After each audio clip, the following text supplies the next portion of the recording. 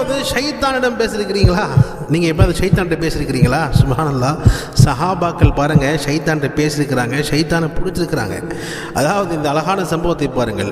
அது அபூ ஹுரைரா ரலியல்லாஹு தஆலா அன்ஹு அவர்களுக்கு நபிகள் நாயகம் ஸல்லல்லாஹு அலைஹி வஸல்லம் அவர்கள் ஒரு பொறுப்பு கொடுக்குறாங்க. என்ன பொறுப்பு கொடுக்குறாங்கன்னு பார்த்தா சொன்னால், இந்த ரமதானுடைய மாதத்தில் சதக்கத்துல் ஃபித்ருடைய பேரிச்சப்பழத்தினுடைய அந்த மூட்டையை ரசூல் ஸல்லல்லாஹு அலைஹி வஸல்லம் அவர்கள் அபூ ஹுரைரா ரலியல்லாஹு தஆலா அன்ஹுவுக்கு அது பொறுப்பாக கொடுக்குறாங்க. இது நீங்கள் பத்திரமா வைங்க, தேவைப்படும் போது நம்ம அதை எடுத்து நம்ம மக்களுக்கு தரணும் என்பதாக நாயகம் ஸல்லல்லாஹு அலைஹி வஸல்லம் அவர்கள் அந்த பேரிச்சப்பழத்தை அபூ ஹுரைரா ரலியல்லாஹு தஆலா அன்ஹு கொடுக்குறாங்க.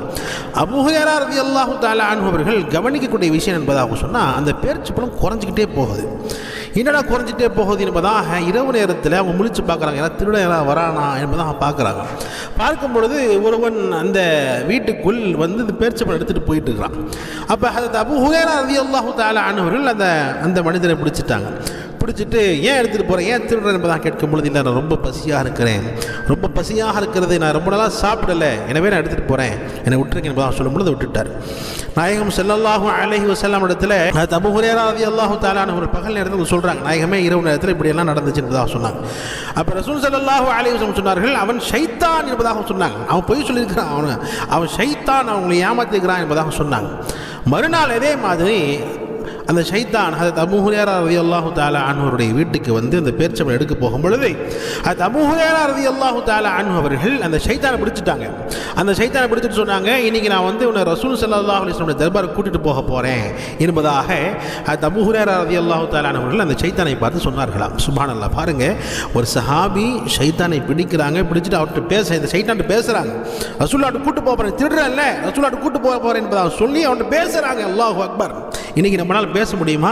ஷைத்தானுடைய லேசாக ஒரு காற்று போச்சுன்னா கூட நம்ம அவ்வளோதான், இரவு 10 நாள் தூங்க மாட்டோம் இல்லையா?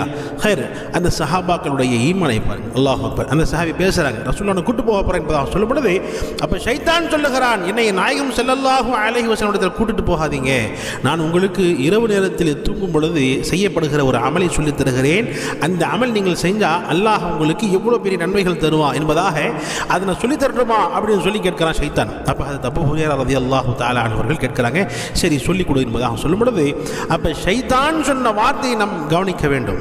நீங்கள் படுக்கைக்கு செல்லும் போது ஆயத்துல் குர்சியை முழுமையாக ஓதினால் காலை வரை அல்லாஹ்வின் புறத்திலிருந்து ஒரு பாதுகாவலர், ஒரு வானவர் உங்களுடன் இருந்து கொண்டே இருப்பார், ஷைத்தான் உங்களை நெருங்க மாட்டான் என்று அந்த ஷைத்தான் கூறினானாம்.